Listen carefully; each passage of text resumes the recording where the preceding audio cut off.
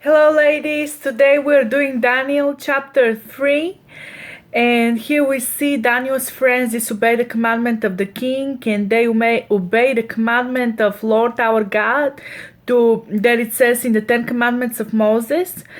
He said that we should not worship any other God than the Lord himself. And this is what Daniel's friends are doing, we see in this chapter.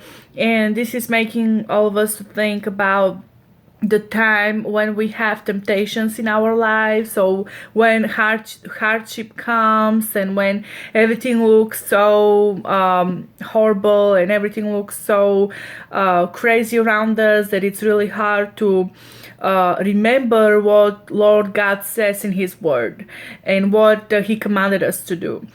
In moments like that, when we're tempted to choose to obey people and not the voice of God himself, I want us to just remember that we are in the palm of his hand. And like Daniel's friends, they're just such a great example for each one of us to know that there is God who is watching over us, and he's gonna save us as he saved them in this trial that they went through when the king wanted to throw them in the pit of fire. We see Lord Jesus himself intervening in their situation, and he brought them out of the fire. And how many times we are going through trials and difficult times, and we see God intervenes in an amazing way as long as we stay obedient to his word, as they just did. So that's what I want us to think about, just how many times we really need to not look it up at our trials and obeying people's commandments, but disobeying God's commandments, but choose not to do that and obey what God says, just as Daniel's friends did. And hear what is happening in verse 29.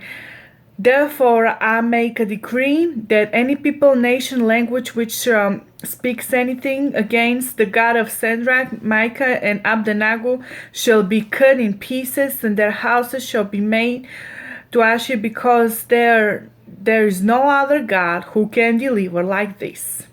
This is what the king said after seeing the miracle that Lord Jesus performed for these three men of courage and obedience to the Lord. So I just want us to always remember this example. I love you all. Have a great day.